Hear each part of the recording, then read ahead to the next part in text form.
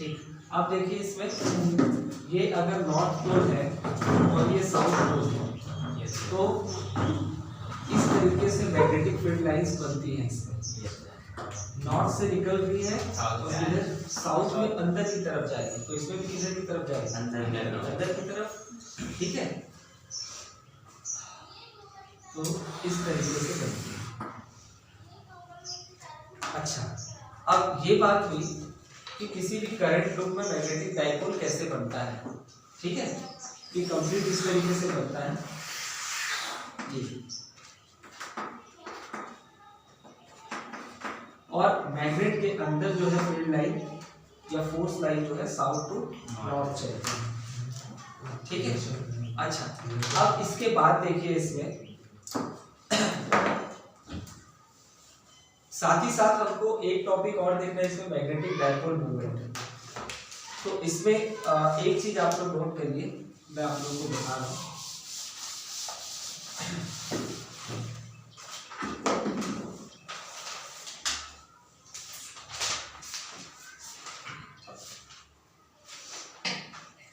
If current I flow through the loop,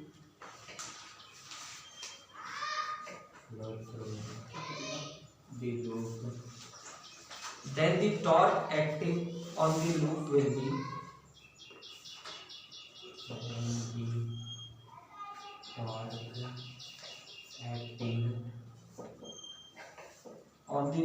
be कितना torque act करता है इस लूप में अगर करंट फ्लो हो रही है। टॉर्क का फॉर्मूला क्या होता है, फोर्स इनटू परपेंडिकुलर डिस्टेंस। ये तो मैकेनिक्स में हो गया, force into perpendicular distance. ILB होते हैं ना सर, शायद अभी ILB होते हैं ना, ILB और साथ में साइन थीटा, पीछे पढ़ के आ रहे हैं। ठीक है, ILB साइन थीटा। तो यहाँ पे टॉर्क कितना काम करेगा, तो L लेंथ वहां हम लोग किसके लिए लेते थे, एक स्ट्रेट कंडक्टर होता था, दो स्ट्रेट कंडक्टर हमने लिखा था पैरेलल कंडक्टर, तो उसके लिए लेंथ लेते हैं। लेकिन यहाँ पे अगर ये कॉइल सर्कुलर है तो सर्कुलर कॉइल के लिए एरिया लेते हैं। क्या लेते हैं, एरिया। तो ILB होता था और यहाँ पे भी मैग्नेटिक फील्ड कितना बनता है, B, और साथ में component sine theta.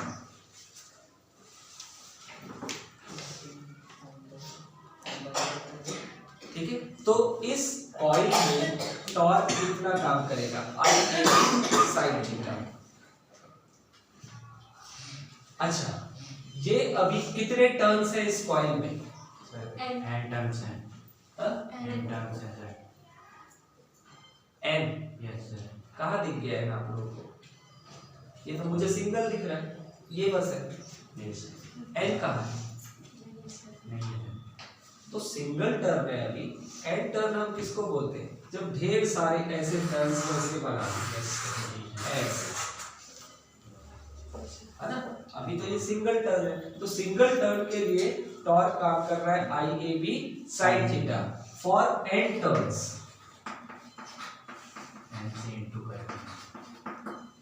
n turns के लिए टॉर्क कितना काम करेगा, तो n से मल्टीप्लाई कर दीजिए, NIAB sin theta, NIAB sin theta. Theta angle किसके किसके बीच का होता था, वहां पे L और B के बीच का एंगल थीटा होता था, तो यहाँ पे किसके किसके बीच का एंगल होगा, A और B के angle between area and magnetic field. ठीक है, अच्छा अब थोड़ा सा मुझे बताइए कि सर्कल के लिए एरिया क्या होता है, नहीं सर,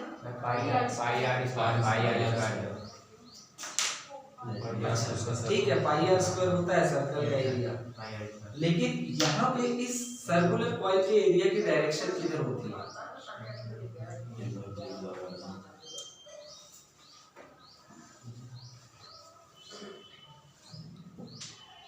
इधर होती है सर, इधर सर ऐसा बन गया है सर। तो ये normal to the surface. Area vector हमेशा कैसे निकलता है? Normal to 90 normal to the surface 90 degree.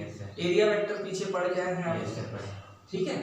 अच्छा, एरिया वेक्टर की डायरेक्शन अगर ये है और मैग्नेटिक फील्ड की डायरेक्शन इसमें किधर की तरफ है? बाहर की तरफ। एरिया वेक्टर हमेशा सरफेस से बाहर की तरफ होता है, हमेशा कैसा होगा? सरफेस से बाहर की तरफ, आउटवर्ड डायरेक्शन में होता है। तो यहाँ पे एरिया वेक्टर बाहर की तरफ है और मैग्नेटिक फील्ड भी बाहर की तरफ है। ये देखिए दोनों के बीच का एंगल कितना? 0 डिग्री। साइन 0 कितना? 0 साइन 0। इसमें एरिया वेक्टर इधर की 90 डिग्री बाहर की तरफ, यस सर, अंदर की तरफ मैग्नेटिक 180 डिग्री। दोनों के बीच का एंगल कितना? 180 डिग्री। 180 डिग्री, ठीक है। तो 180 डिग्री मतलब माइनस -1 नहीं, साइन में माइनस होता ही नहीं, ठीक है। अगर साइन में माइनस नहीं होता तो 180 कितना होगा? इसमें 1 होगा। cos 180 कितना होता है?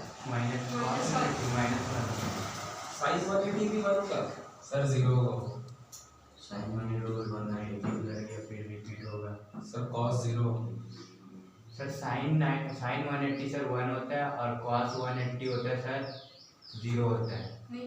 cos 180 माइनस 1 होता है। साइन आप लोगों को अभी तक टेबल नहीं मालूम है? सर 90 के आगे सर बनता ही नहीं है, समझ में नहीं आता सर।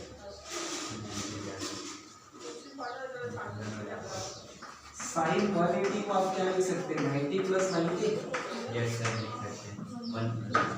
साइन 90 प्लस थीटा क्या होता है? Sine theta sir. हैं? साइन थीटा सर नहीं होता, चेंज वैल्यू सर होता है सर। मतलब 90 में चेंज होता है, मतलब cos थीटा होता है। cos थीटा होता है। यस सर, cos 90 cos 90 तो cos 90 कितना? 1 सर। 0 हैं? cos 90 0 होता है सर। cos 90 कितना? 0 तो cos 90 0 तो sin 180 कितना हो जाएगा? 0 0 हो जाएगा। Yes sir. आ रही बात समझ? यस सर, आइए। अच्छा, अभी इसमें आगे की बात सुनिए। यहाँ पे हम देख रहे हैं कि दोनों तरफ एरिया वेक्टर और मैग्नेटिक फील्ड का एंगल कितना बन रहा है? 0 बन रहा है। कितना बन रहा है? 0 बन रहा है। 0 बन रहा है, ठीक है। तो यहाँ पे दोनों कॉइल के लिए जिस हिसाब से हम इसको समझ रहे हैं उस हिसाब से दोनों के लिए टॉर्क मिनिमम होगा कि मैक्सिमम होगा? के लिए मिनिमम होगा सर। मिनिमम दोनों के लिए क्या होगा? मिनिमम, क्योंकि दोनों कितना आ रहा है? 0 आ रहा है, ठीक है। जी सर।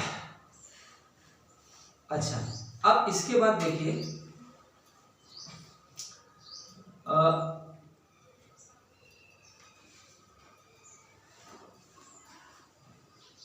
इतने पोर्शन के बारे में थोड़ा सा सोचिए आप लोग। हमने इलेक्ट्रिक फील्ड में जब टॉर्क पढ़ा था तो टॉर्क हमको किसके इक्वल मिलता था? P sin theta.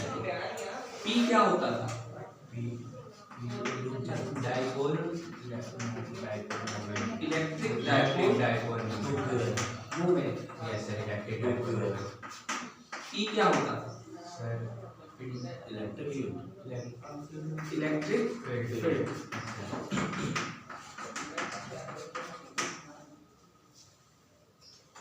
मैं कंपैरिजन करके आप लोगों को बता रहा हूँ इलेक्ट्रिक फील्ड जो पढ़ करके आया हूँ उससे, जी सर।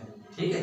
किस तरीके से कंपैरिजन करेंगे तो थोड़ा सा ध्यान दीजिए। यहाँ पे ये NIA की जगह पर क्या है? Electric dipole movement. Yes sir, P है। Electric dipole movement. E P है सर। ये मैग्नेटिक फील्ड है।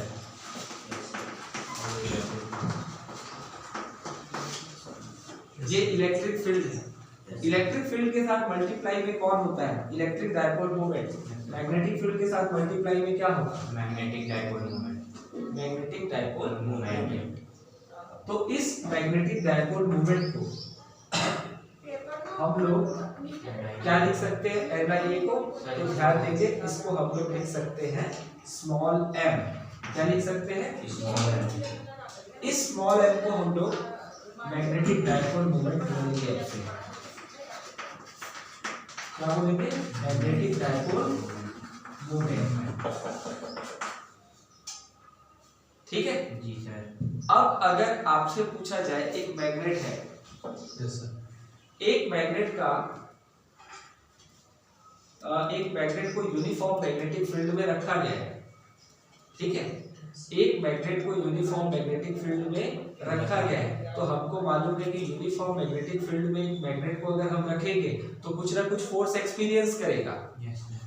अगर फोर्स एक्सपीरियंस करेगा, इसका मतलब ये है कि वो या तो एक लाइन में मोशन करेगा या तो घूमेगा। Yes sir. तो हमने इलेक्ट्रिक डायपोल को तो देख लिया है कि वो चलता नहीं है, लीनियर मोशन नहीं करता, लेकिन वो घूमता है। जब मैग्नेटिक फील्ड का उस पर फोर्स लगता है तो वो क्या होता है? घूमता है। अगर घूमेगा तो कौन सा फोर्स काम करता है? इसे हिंदी में आर्गुमेंट कहते हैं। यस सर, तो उसमें कितना टॉर्क फोर्स काम करेगा? आंसर है कि हमको तो मालूम है कि इलेक्ट्रिसिटी में टॉर्क कितना काम करता है, P sin थीटा। तो मैग्नेटिक फील्ड में टॉर्क कितना काम करेगा? ज्यादा सोचने की बात ही नहीं है। Yes sir. ठीक है, जी सर। इसको हम लोग आगे अभी पढ़ देंगे। जी सर। ठीक है, आप लोग इसको याद रखेंगे। क्लियर है? जी सर। अच्छा, अब थोड़ा सा ध्यान देते हैं हम लोग। आप लोगों ने क्या लिखा? Torque is equals to NIA B sin theta. यहाँ तक ही मैंने आप लोगों को बोला था, है ना? Yes sir. अच्छा, इसके बाद आप लोग एक लाइन लिखेंगे, but the torque acting on the electric dipole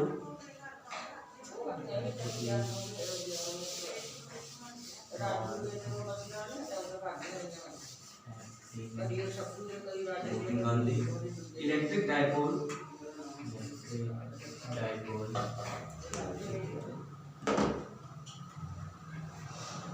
placed an electric field E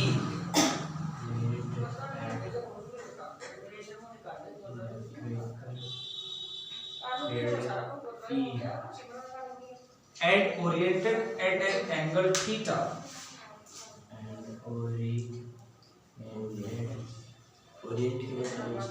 at an angle theta will be उसके बाद लिख लेंगे tau is equals to P sin theta.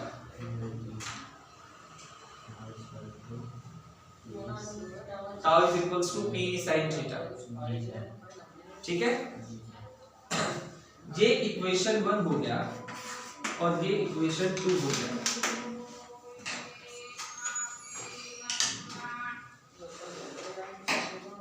ठीक है, उसके बाद लिख दीजिए from equation 1 and 2 it is clear that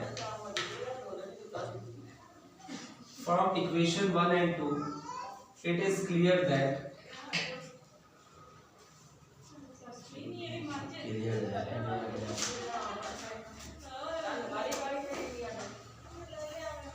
the quantity NIA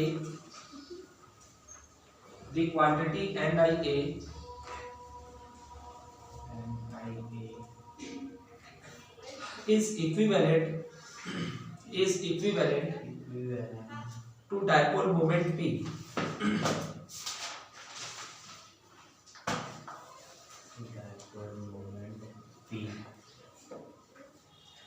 Hence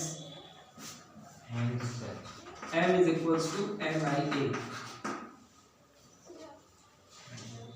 where M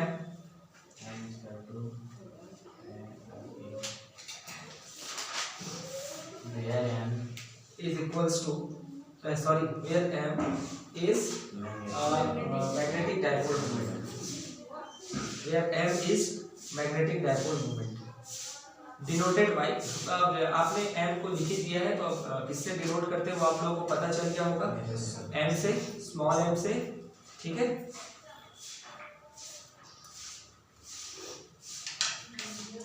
ठीक है, अच्छा अब एक चीज मुझे बताइए,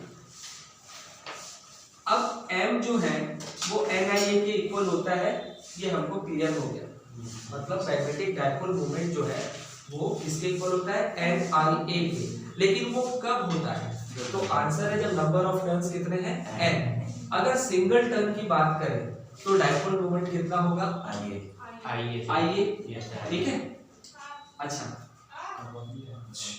इधर ध्यान दीजिए, सिंगल टर्न के लिए डायपोल मोमेंट IA होता है, तो यूनिट डायपोल मोमेंट का क्या बनेगा, हाँ यूनिट हम लोग सिंगल टर्न के लिए ही बनाते हैं, एम्पियर मीटर से, ampere metre. Very good.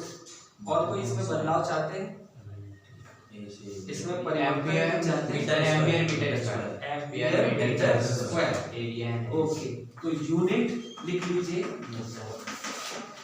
Magnetic dipole moment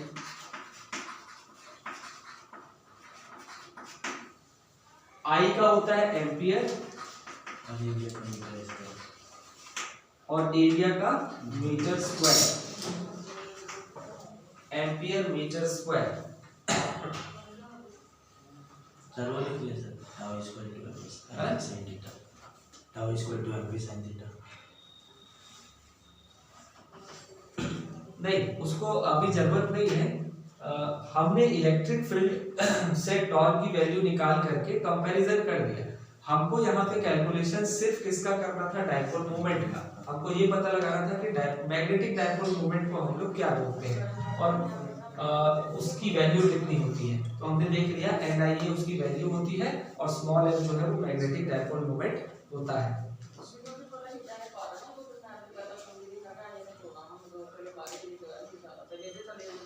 अच्छा अब देखिए, मैग्नेटिक डायपोल मोमेंट हमने पढ़ तो लिया, लेकिन अब इसमें एक चीज हमको ये समझना है कि मैग्नेटिक डायपोल मोमेंट किस तरह की क्वांटिटी होती है। तो आप लोग को क्या लगता है देख करके, वेक्टर क्वांटिटी, क्यों,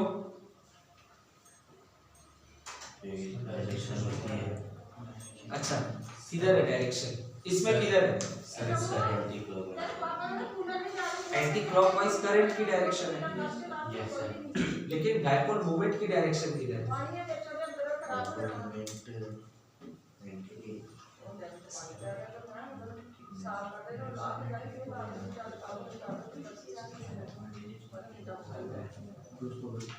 देखिए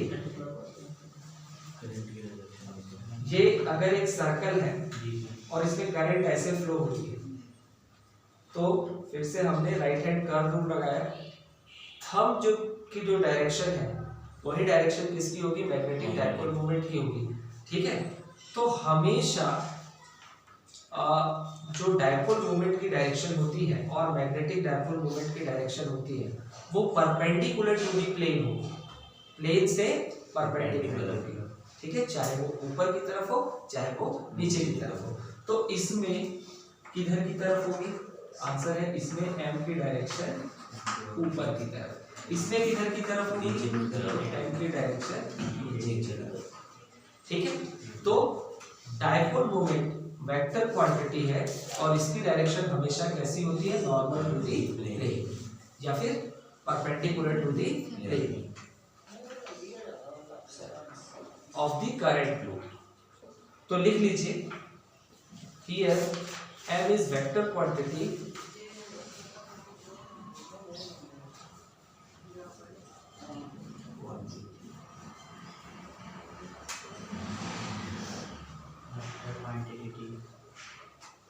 and its direction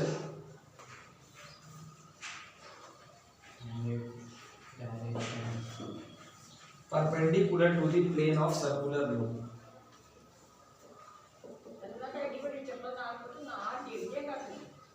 क्लियर है? yes, तो दो चीजों का हमने कैलकुलेशन किया, एक चीज के बारे में हमने जाना जिसको हम लोग मैग्नेटिक डायपोल बोलते हैं, किसी भी करंट लूप में बनता है कि नहीं बनता है। अब एक चीज हमको समझ में आ गई कि चाहे बार मैग्नेट हो, चाहे आप एक सर्कुलर कॉइल से मैग्नेटिक फील्ड देखें, दोनों के लिए टॉर्क एक जैसा होता है, दोनों का डायपोल मोमेंट भी एक जैसा होता है। ठीक है। अच्छा, जो नॉर्मली हम बार मैग्नेट की बात करते हैं, ठीक है, तो बार मैग्नेट में हम लोग डायपोल मोमेंट क्या लेते हैं, इन दोनों के बीच की लेंथ और एक पोल स्ट्रेंथ लेते हैं 2Lm, 2mm क्या लेते हैं, ठीक है। और यहाँ पे m क्या होता है, पोल स्ट्रेंथ, 2L क्या है, लेंथ है। यहाँ पे भी m जो है वो पोल स्ट्रेंथ ही है, ठीक है। बस देखिए, इसको भी हम लोग डायपोल मोमेंट ही बोल रहे हैं, ठीक है, लेकिन इसकी वैल्यू कॉइल के लिए किसके इक्वल हो जाती है, I लेके, किसके इक्वल हो जाती है, I लेके, फिगर टर्म के, ठीक है। लेकिन ये है किसके इक्वल, उसी m के इक्वल है ना जो इसमें आप यूज कर रहे हैं। आप समझ में आ रही है? ओके, तो अगर टॉर्क एक कॉइल के लिए निकालना होगा या एक बार मैग्नेट के लिए निकालना होगा, दोनों का आंसर कितना आएगा, टाउ mb sin थीटा, कितना आएगा, tau equals to mb sin theta. Next topic है